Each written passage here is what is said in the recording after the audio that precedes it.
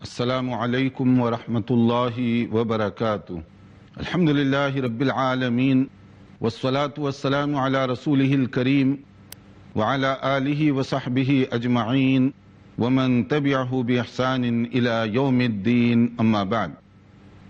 محترم بھائیوں اور بہنوں، آج کی اس نشست میں ہم ایک بہت ہی اہم عنوان، بلکہ ہم کہہ سکتے ہیں سلگتا ہوا موضوع، برننگ ایشو، وہ ہے صلہ رحمی۔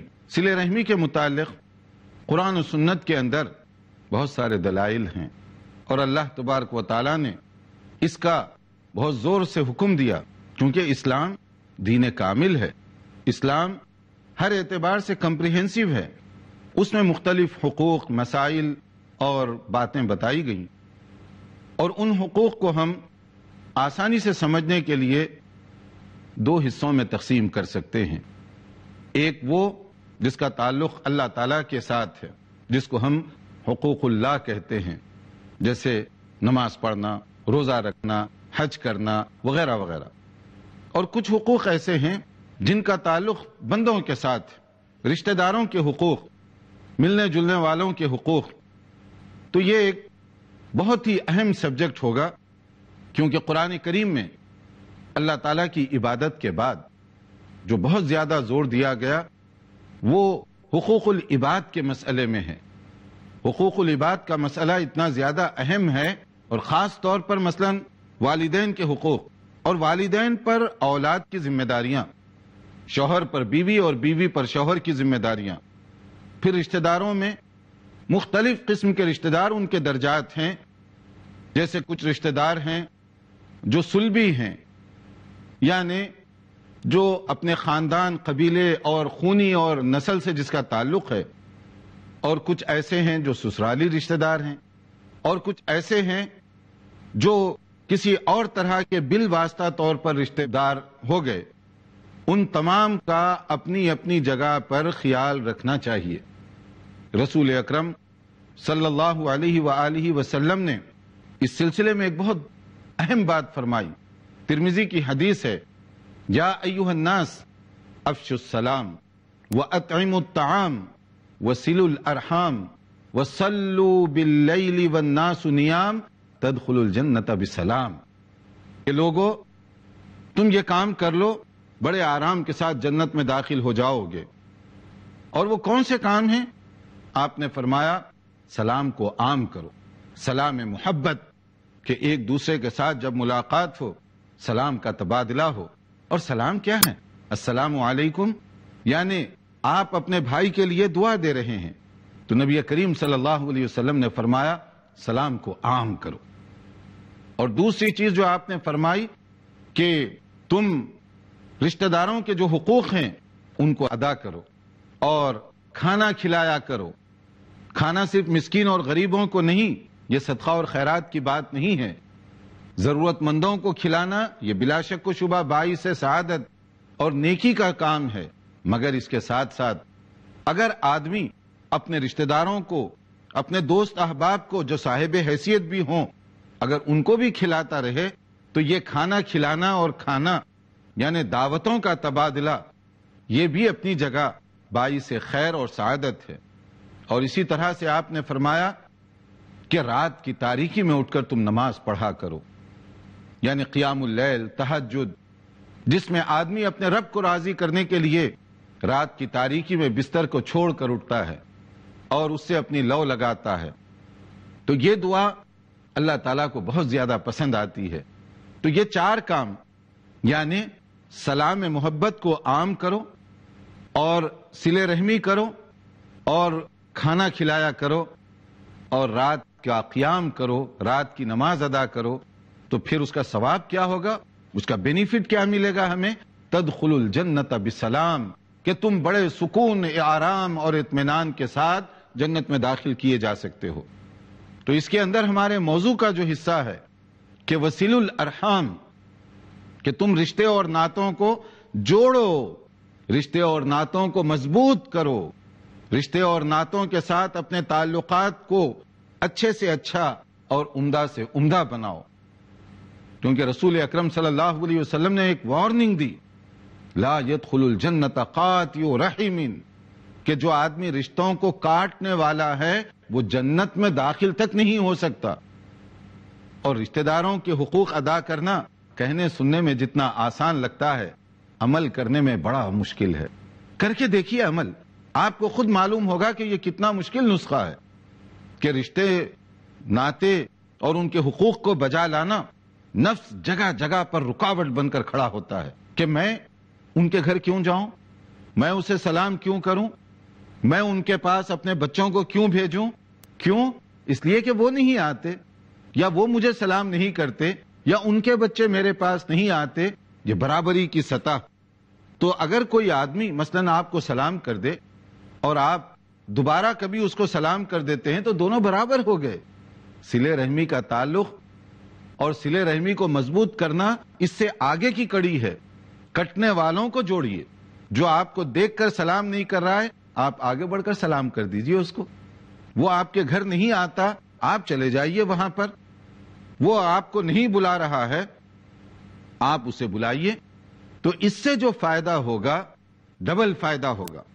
کیونکہ نفس یہاں دھوکہ دیتا ہے کہ وہ سلام نہیں کر رہا ہے تو میں کیوں کروں.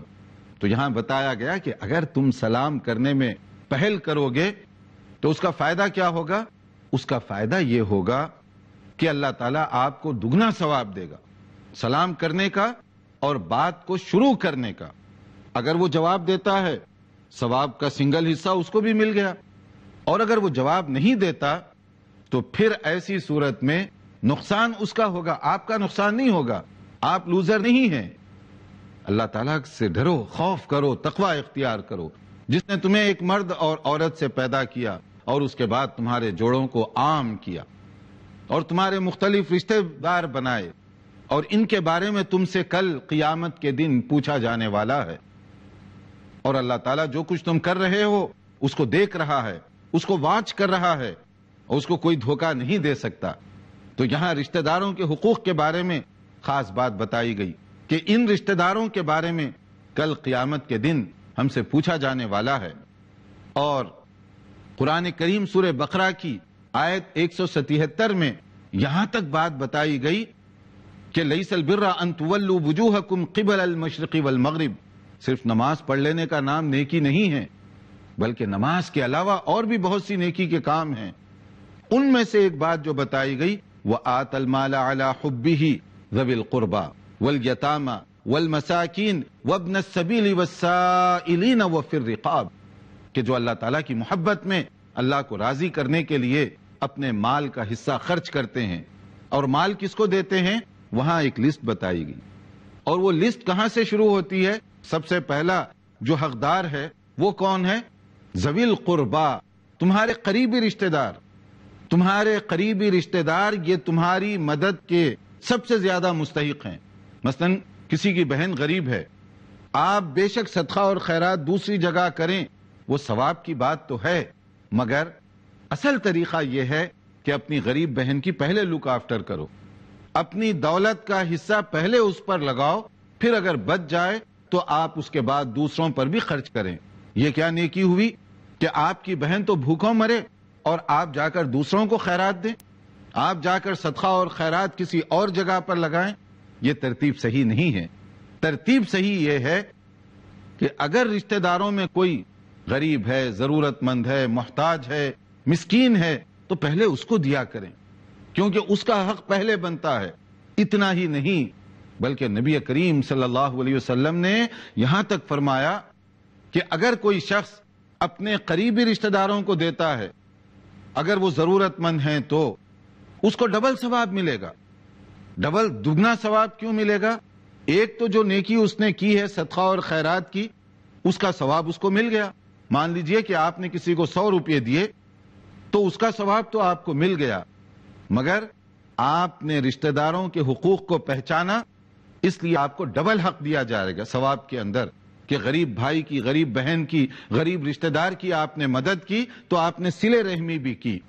تو دے آپ 100 ہی روپے رہے ہیں، مگر ایک 100 روپے عام آدمی کو دیں گے جتنا ثواب ملے گا، اگر ضرورت مند رشتہ دار کو دیں گے تو اس ثواب سے ڈبل ثواب آپ کو ملے گا، کیونکہ آپ نے رشتہ داری کو پہچانا اور اس کو بہتر طریقے سے انجام دینے کی کوشش کی. تو اس لیے ہمیں یہ کوشش کرنی چاہیے کہ رشتہ داروں کے جو حقوق ہیں ان کو پہچانیں اور ان کو مناسب طریقے سے ادا بھی کرنے کی کوشش کریں. اور پھر اس کے بعد بعض اوقات گھریلو زندگیوں میں ناچاکیاں ہو جاتی ہیں، کیونکہ انسان کی طبیعت برابر تو نہیں ہوتی. اللہ تعالیٰ نے یہ 5 انگلیوں کو برابر تو نہیں بنایا. اسی طرح رشتہ داروں کا معاملہ بھی ہے. آپ کسی کا بھلا چاہیں گے، مگر اس کے باوجود کچھ رشتہ دار ایسے ہیں جو بلا وجہ کے حسد میں مبتلا ہو جائیں گے، بلا وجہ کہ آپ سے جلنے لگ جائیں گے، بلا وجہ کہ آپ سے دشمنی کریں گے. اگر آپ تنہائی میں بیٹھ کر ان سے پوچھئے کبھی کہ آپ میرے ساتھ اس طرح کیوں کرتے ہیں، کوئی جواب نہیں ہوگا ان کے پاس، مگر اس کے باوجود وہ کرتے ہیں. تو کیا ایسی صورت میں ہمیں بھی برابری کی سطح پر اترنا چاہیے؟ نہیں. آپ نے جب مسئلے کو پہچانا، آپ اپنے دل کو بڑا کر لیجئے، آپ اپنے دماغ کو وسیع کر لیجئے. برائی کا جواب برائی سے نہیں دیا جاتا، برائی کا جواب بھلائی سے دیا جاتا ہے. برائی کا جواب نیکی اور خیر کے ساتھ آپ دیں گے تو اس کا زیادہ فائدہ ہوگا. اس کے لیے جو احکام دیے گئے ہیں ان پر غور کرنے اور عمل کرنے کی ضرورت ہے. ناظرین، یہاں وقت ہوا ہے ایک ہلکے سے بریک کا. دیکھتے رہیے پروگرام. وقفے کے بعد دوبارہ آپ کی خدمت میں حاضر ہیں. وقفے سے پہلے ہم صلہ رحمی کے حوالے سے گفتگو کر رہے تھے کہ اللہ تعالیٰ نے حقوق العباد اور رشتہ داروں کے حقوق کو پہچاننا اور اس پر عمل کرنا یہ ہمارے لیے سنت کا درجہ رکھتا ہے، باعث اجر و ثواب ہے، باعث خیر و برکت ہے، اور یہ قرآن و سنت میں اس کا حکم دیا گیا. اور اگر ہم رشتہ داروں کے حقوق کو بجا نہ لائیں تو اللہ تعالیٰ ایسے بندوں کو پسند نہیں فرماتے جو رشتہ داری اس کو کاٹیں، اس میں دراڑیں پیدا کریں اور اس میں رکاوٹ ڈالنے کی کوشش کریں. آپ نے کبھی غور کیا ہے؟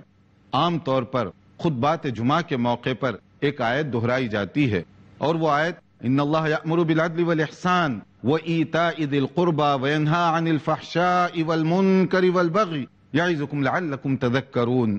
یہ آیت جو سورہ نحل کی آیت نمبر 90 ہے، 90، یہ عام طور پر خطبات جمعہ کے موقع پر دہرائی جاتی ہے. کیا مطلب ہے اس آیت کا جو اکثر و بیشتر جمعہ کے خطبوں میں دہرائی جاتی ہے؟ یہ دراصل خیر کی باتوں کا حکم دے رہی ہے اور اس کا خلاصہ اور نچوڑ پیش کر رہی ہے. اسی طرح سے جو شرانگیز باتیں ہیں، جو آدمی کے لیے نقصان دہ ہیں، ان سے متنبہ کر رہی ہے کہ آدمی کو چاہیے کہ ان چیزوں سے بچے. کہ اللہ تعالیٰ بے شک ہمیں حکم دے رہا ہے کس بات کا؟ فحش، منکرات اور غلط چیزوں سے، چاہے وہ کسی بھی قسم کی غلطیاں ہوں، ایمان کی غلطی، عمل کی غلطی، اللہ تعالیٰ کے حقوق میں غلطیاں یا بندوں کے حقوق میں غلطیاں، اس سے منع کیا جا رہا ہے. یہ وہ آیت کریمہ ہے جو تمام خیر کی باتوں کا احاطہ کر رہی ہے اور تمام شر کی باتوں سے روکنے کی طرف تنبیہ کر رہی ہے. اسی لیے عموماً جمعہ کے خطبات کے موقع پر اس کو دہرایا جاتا ہے تاکہ ریمائنڈر ہو سکے، تذکیر، کہ ہر جمعہ کے موقع پر کم سے کم اس کو ذرا سن تو لیں اور ذرا چیک بھی کریں کہ اس میں جو بات کہی گئی کہ ذوی القربہ، رشتہ داروں کو دینا، قریبی لوگوں کو دینا، قریبی لوگوں کے ساتھ ہمدردی کا معاملہ کرنا، غم گساری کا معاملہ کرنا، خیر خواہی کا معاملہ کرنا، اور اس کے لیے یعنی رشتہ داروں کو مضبوط کرنے کے لیے عملی تدابیر کیا ہو سکتی ہیں؟ عملی تدابیر، ایک تو پہلی چیز یہ ہے، یہ سمجھنا چاہیے کہ یہ اللہ اور اس کے رسول صلی اللہ علیہ وسلم کا حکم ہے. اللہ تعالیٰ نے قرآن کریم میں یہ حکم دیا اور رسول اکرم صلی اللہ علیہ وسلم نے عمل بھی کیا اور اس بارے میں سخت ترین ہدایات بھی دیں، جن کا خلاصہ یہی ہے کہ تم رشتہ داروں کو پہچانو اور زیادہ سے زیادہ صلہ رحمی کرو، ورنہ جنت میں داخل ہونے سے تم کو روک دیا جائے گا، محروم کر دیے جاؤ گے تم. اور اس پر عمل کرنے میں بعض اوقات ہمارا اپنا نفس بہت رکاوٹ بنتا ہے، اس کے اندر یہ بات بڑی بھاری دکھائی دیتی ہے، کیونکہ رشتہ داروں میں اپ اینڈ ڈاؤن ہونا، کمی بیشی ہونا، یہ ایک فطری چیز ہے، یہ ہو سکتا ہے. اور اگر پڑھا لکھا آدمی ہے تو کوئی کتاب، اس کو اچھی کتاب اگر مارکیٹ میں آئی ہے تو اس کو بطور تحفے کے آپ یہ دے دیں تو آپ خود محسوس کریں گے کہ اس کے دل میں بھی آپ کے لیے محبت کا گوشہ پیدا ہوگا. اسی طرح اگر ضرورت مند ہیں تو کبھی پیسوں کی مدد کر دیں، اور اگر ان کے بچے ہیں تو آپ اپنے بچوں کے لیے جب کپڑے بنا رہے ہوں تو ان مسکین، غریب یا محتاج بچوں کو بھی آپ ذہن میں رکھیے. یہ کیا بات ہوئی کہ میں اپنے بچوں کے لیے بھاری سے بھاری عمدہ سے عمدہ کپڑے لے کر دے رہا ہوں، مگر اپنی بہن کے بچے، اپنے بھائی کے بچے جو غریب ہیں یا ضرورت مند ہیں، آپ نے ان کی کبھی خبرگیری نہیں کی؟ کیا وہ بچوں کا دل نہیں ہے؟ کیا وہ بچوں کے اندر کوئی احساس پیدا نہیں ہوگا کہ آپ کے بچے تو خوشی اور مسرت سے زندگی گزاریں اور ان کے لیے کوئی خوشی اور مسرت کا موقع نہ ہو؟ کچھ نہیں تو کم سے کم محبت سے، شفقت سے ان کے سر پر آپ ہاتھ رکھ دیں، یہ بھی ان کے لیے غنیمت ہوگا۔ ورنہ کتنے بھائی ہیں جو اپنے بھائی کے بچوں کو یا بہن کے بچوں کو تک پوچھنے کے لیے تیار نہیں، خوشی کے موقع پر بھی۔ اور کچھ مناسبتیں ہوتی ہیں جیسے عیدین وغیرہ، اس میں آیا جایا کریں، ایک دوسرے کو بلایا کریں۔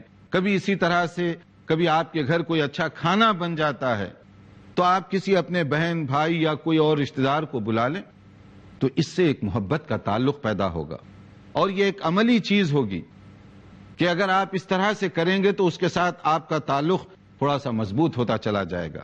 اسی طرح سے ایک اور بات، ایک دوسرے کی وزٹ کرنا، یعنی ایک دوسرے کے ساتھ ملاقات، زیارت، آنے جانے کا طریقہ، کبھی آپ ان کے گھر چلے جائیے چاہے 5 منٹ کے لیے ہو، اور کبھی وہ آپ کے گھر آ جائے چاہے تھوڑی دیر کے لیے ہو، لیکن ایک دوسرے کے گھر کی وزٹ یہ بھی دل کے کدورتوں کو مٹانے یا کم کرنے کا ایک ذریعہ بنتی ہے۔ ورنہ آج کل کی مادی دنیا کے اندر تو حال یہ ہو گیا کہ ایک ہی شہر میں 2 بھائی رہتے ہیں یا بہن بھائی رہتے ہیں، مگر مہینوں گزر جاتے ہیں، نہ اسے ان کی خیریت کی فکر ہوتی ہے، نہ کبھی کوئی وزٹ کرنے کی کوشش کرتا ہے، نہ ہی فون اٹھا کر صرف خیریت پوچھی جاتی ہے۔ یعنی ہم دنیاوی زندگی میں اتنے غرق ہو گئے کہ خونی رشتہ داروں کو تک فراموش کر دیا، اور کتنے ایسے ہیں جن کے ہاں برسوں سے کوئی تعلقات نہیں ہیں، جبکہ نبی صلی اللہ علیہ وسلم نے تو اتنی سخت ہدایت دی تھی، لا يحل لمسلم ان يهجر اخاه فوق 3۔